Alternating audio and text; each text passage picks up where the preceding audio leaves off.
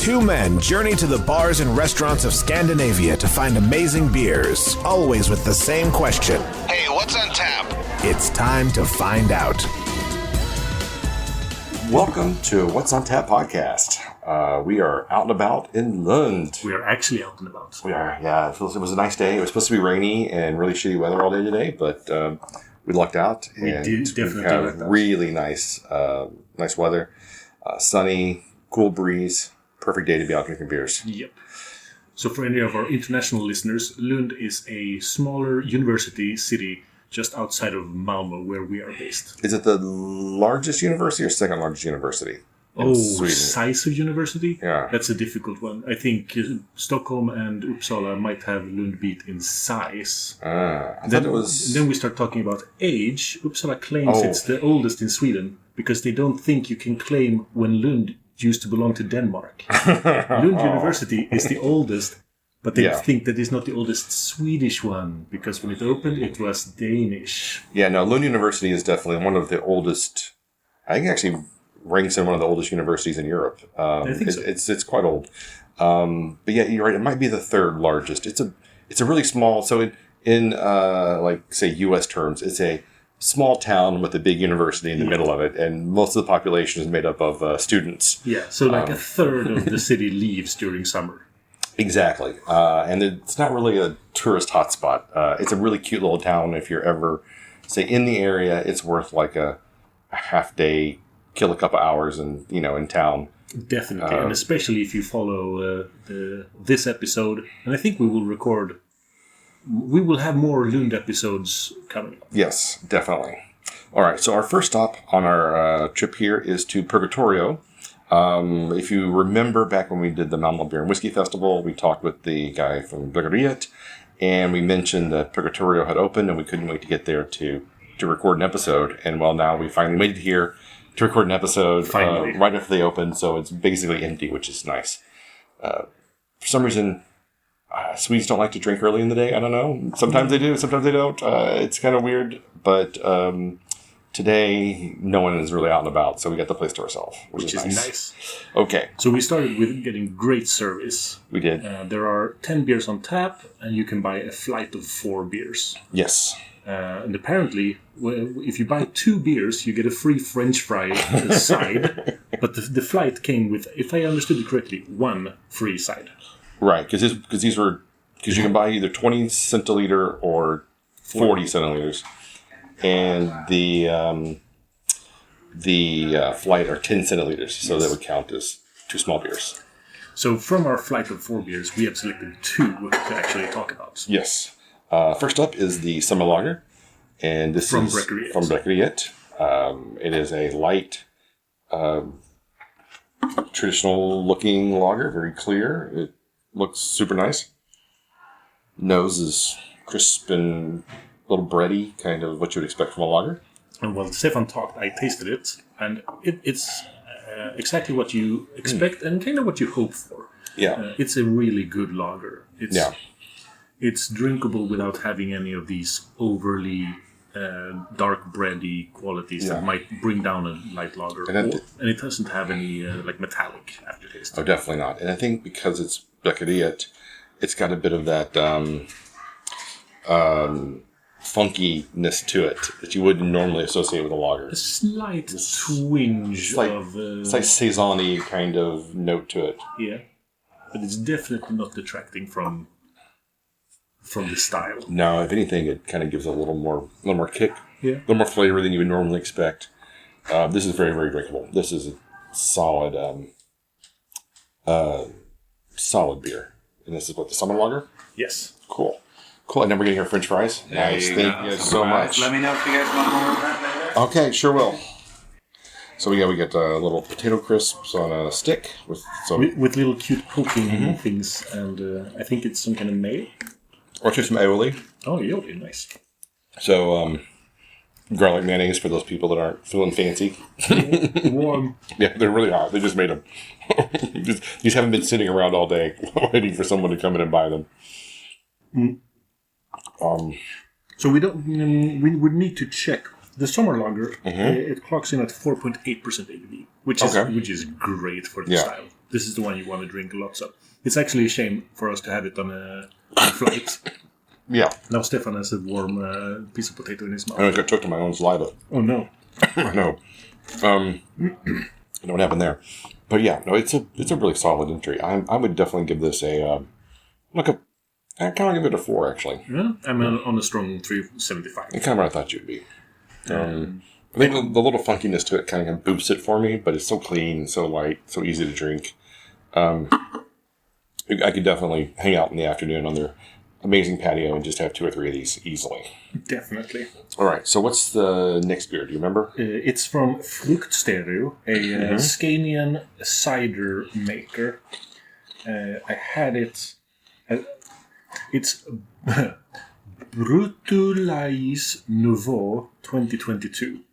It's a rosé cider with no description. All right. Fruktstereo is, they're based out of Malmö.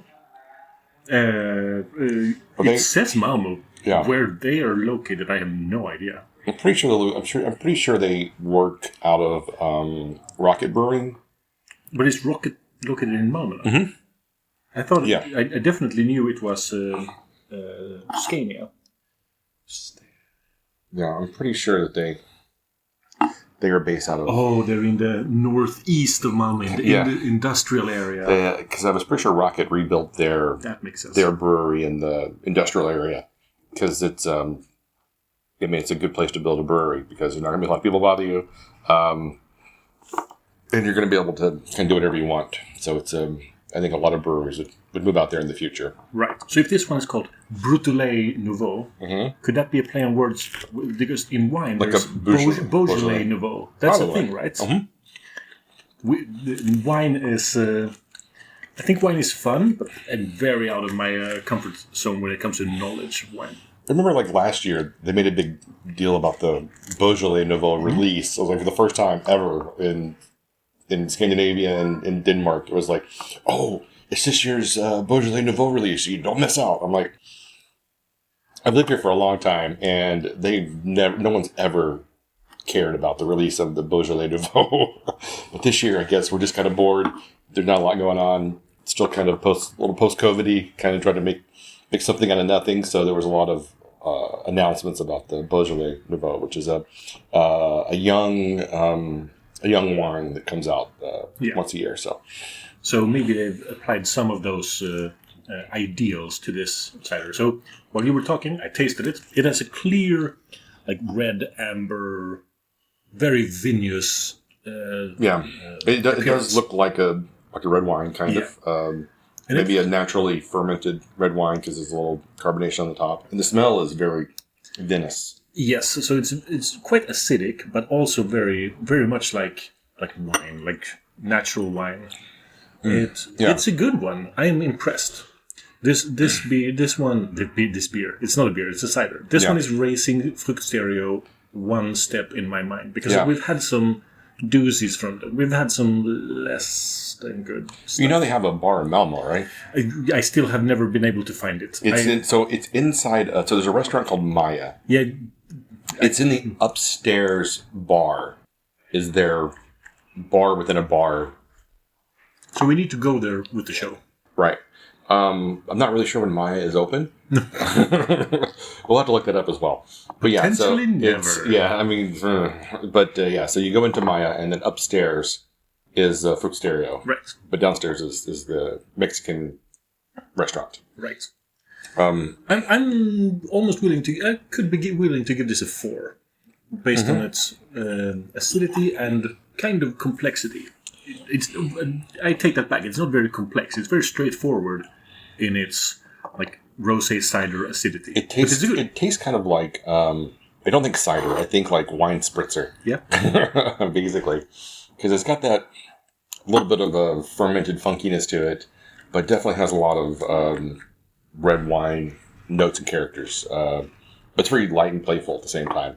I'm with you. I'd probably give this a 4 as well. Yeah, I quite enjoy it. It's really, really nice.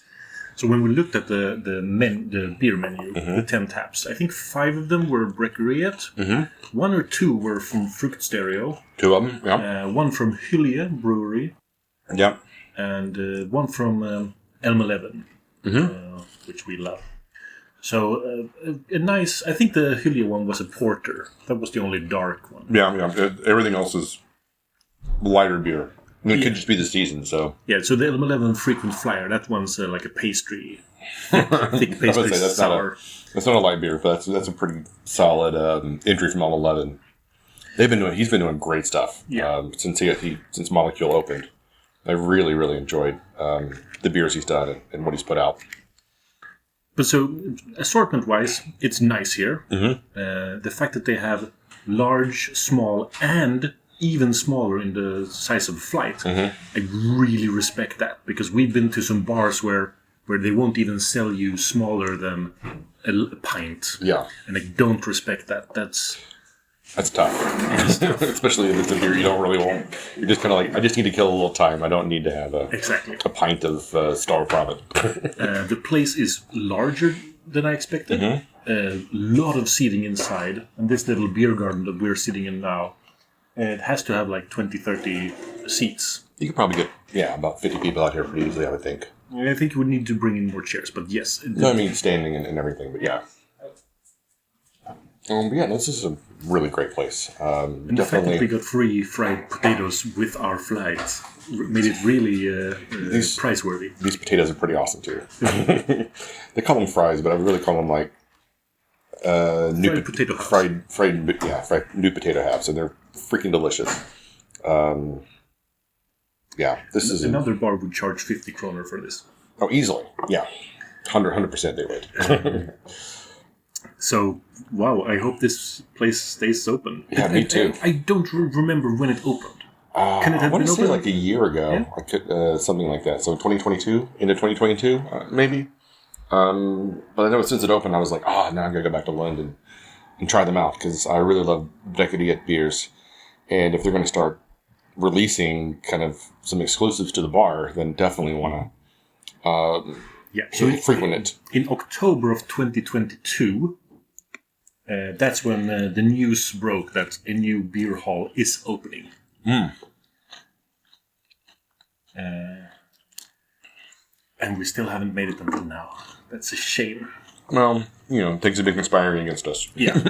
But we're not in Lund often enough. I stopped working here, you stopped working here, we both stopped working here. When both of us stopped working here, it really kind of put a damper on the... It became a travel destination. It's like Copenhagen.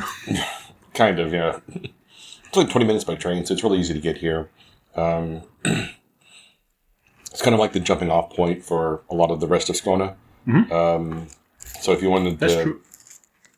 Yeah, so almost every train that leaves Malmö goes to Lund, and then from Lund it branches into the different parts of Skåne. Yep. Because it's so close. It just makes sense to hit both of them up at the same time. So overall, Purgatorio, 5 stars, man. It's great. Really, really like this place. 2 big thumbs up. Yeah. Check us out online on what'suntappedpodcast.com, Instagram, Facebook, Spotify, YouTube, and wherever you can find podcasts. We'll be there. Also, we got a new logo. After years of Martin being on the show, I finally got around to creating a new logo, so we're really excited about that. You changed the description on all the podcast sites, so it included my name, but Matthias was still in the logo. Well, that was a lot more work. The old logo was a really nice logo with the two of you. Yeah. But the new logo is amazing. Yeah, I like it. It turned out pretty well. So until next time. Keep drinking, you dum-dums.